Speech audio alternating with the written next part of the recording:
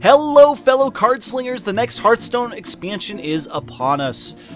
Much like the Goblins vs. Gnomes expansion we had last year, we're coming out with another one called the Grand Tournament. This one is going to be featuring mostly stuff from Northrend. If you guys remember back in World of Warcraft, Wrath of the Lich King, the patch right before the Ice Crown Citadel where we got to fight Arthas, we actually got to do some Grand Tournament in the Argent Tournament, and we get to fight lots of frozen beasts from Northrend, and it was a big grand scale tournament to find out who would be the best champions to go and fight the Lich King. Well, now we're getting that in a Hearthstone expansion. 132 new cards, all coming out next month. So what is this set exactly? Okay, so Goblins vs. Gnomes was a mech set. Lots of mechs, really awesome, crazy kooky conventions. This set is very interesting. It has to do with inspiring your champions to fight for you. So what is that exactly? Well, inspire is a new keyword being added into the game. Let's look at this guy right here, the Lowly Squire. So this guy is a 1-cost 1/2 with Inspire, gain 1 attack. Inspire is whenever your hero power is used, the Inspire ability triggers. So this guy is a 1-cost 1/2 that becomes a 2/2 if you use a hero power after it, and it will continue to rise. It's basically a particular type of triggered event effect that can be done multiple times as long as you can use your hero power each turn. So very, very interesting ability. Inspire is awesome. This whole theme has to do with your hero power, and inspiring champions. So let's take a look at all the cards so far. We have 16 so far at the time of this video that have been revealed. That was the first one. So next we're going to look at the Maiden of the Lake. This one's actually really interesting. 4 cost 2/6. Your hero power costs 1. Very, very nice. I can imagine 1 cost Fire Blast, or a 1 cost Totem, or a 1 cost 1/1. That makes this card is a really, really good card. I mean, its cost is kind of high. You put it in your deck, you got to be able to combo with it. It's something that needs to be removed by your opponent. Otherwise, it can cause a lot of trouble, especially with some of the Mage cards we're going to see in a minute. Next, we got the Frost Giant, the next giant being added in. 10 cost for an 8/8. Its effect is costs 1 less for each time you used your hero power this game. Handlock. That's the first thing I see on this. Handlock. It's a handlock card. Thank you, Blizzard. So basically, Handlock got another giant. Freeze Mage got another giant. That's going to be the best thing ever for them. Yeah, good for them. Yeah, whatever. Next, let's move on to the Kodo Rider. 6 cost for a 3/5 Inspire, summon a 3/5 War Kodo.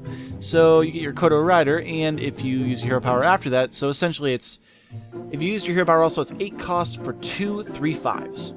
Which is actually not that bad when you think about it, and you can inspire multiple times too over different turns, meaning it has to be destroyed, otherwise more War Kodos are going to be present.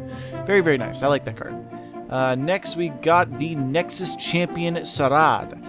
This guy is an ethereal character riding an ethereal camel. That's pretty awesome. 5 cost for a 4/5 Inspire, add a random spell to your hand. This is a neutral card, so a random spell could be anything. It's a 1 cost more Yeti that gives a random spell also. Very nice. I like these kind of random things. It's good to know that just because Goblin vs. Gnomes is over, we still get to keep our random, which is very nice. Next we're going to go out with Sky Captain Crag. We were told we were going to get Pirates Riding Parrots, and that's what we got. Pirates Riding Parrots. So 7 cost for a 4/6 Pirate with Charge, and costs 1 less for each friendly pirate. Very, very nice. I have to say, I really, really like this card because pirates need more love. I mean, there's enough pirates to try to make a deck around it, but just, you can't really make it perfect. It needs more, and I hope there's a few more pirates in this set, because there's not quite enough to make a good deck with, you know, enough choices in it. Hopefully, eventually we'll get that, but for now, I like this guy. Another great pirate. We need more pirates. Rogue pirate will be a thing. I want to see it.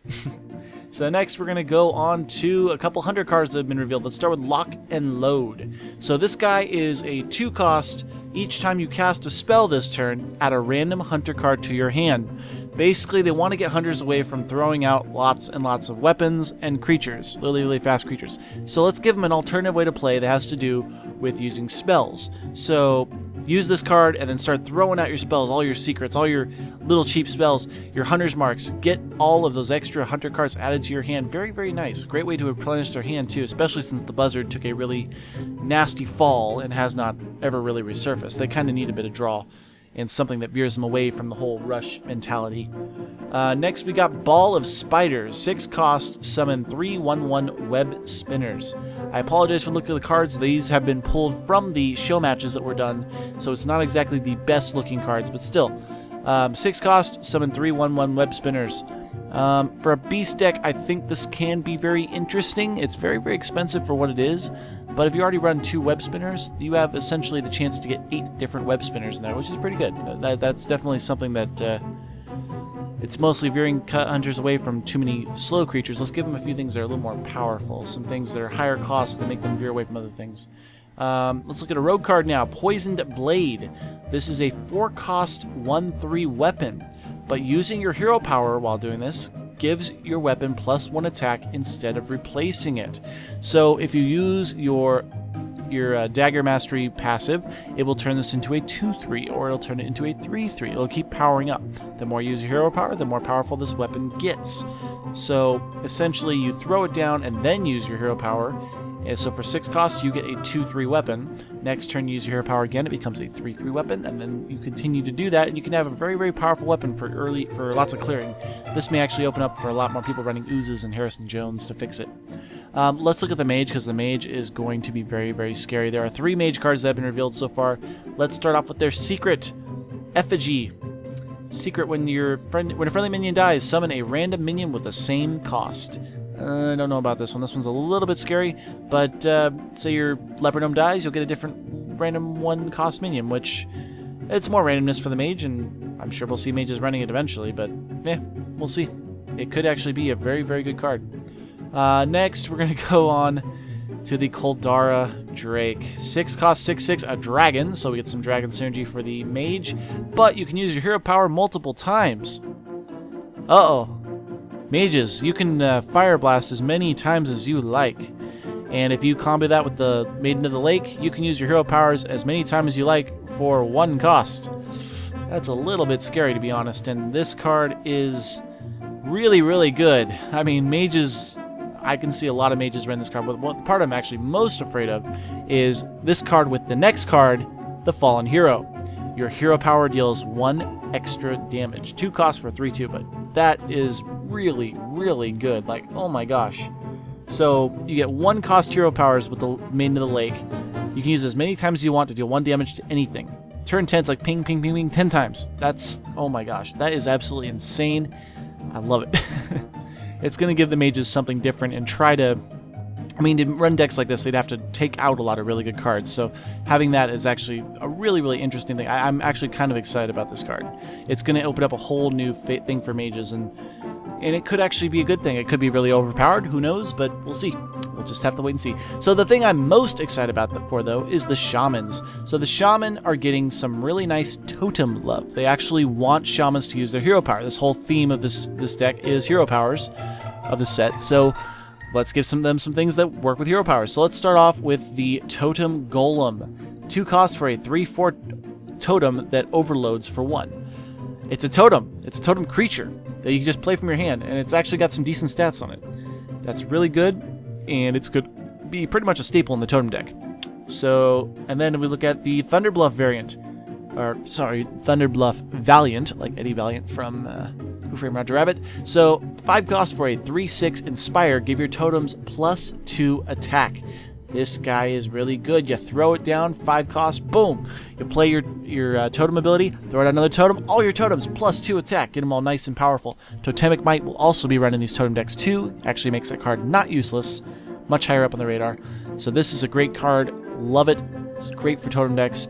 Next we have the Tuskar Totemic. 3 cost for a 3/2 Battlecry. Summon any random totem. So that can include Flame Tongue totems, include Vitality totems, Manatide totems, any totem in the game. Boom. Extra totems for 3. So 3 cost for 3/2 plus a totem, which is worth 2 itself. So pretty good. Love the Tuskar. And actually, that could also be the Totemic Golem as well. So that's actually really good. This guy is, these cards are like making them even better, like the totems. And then last one, 4 cost for a 4/4 Battlecry, +1/+1 for each friendly totem. It's not a totem, but you play it as long as there's at least 1 totem out, you get value. 4 cost 5/5. You get value as immediately as right when it hits the board, which is absolutely amazing. I love it. So that was 16 cards that are coming out so far.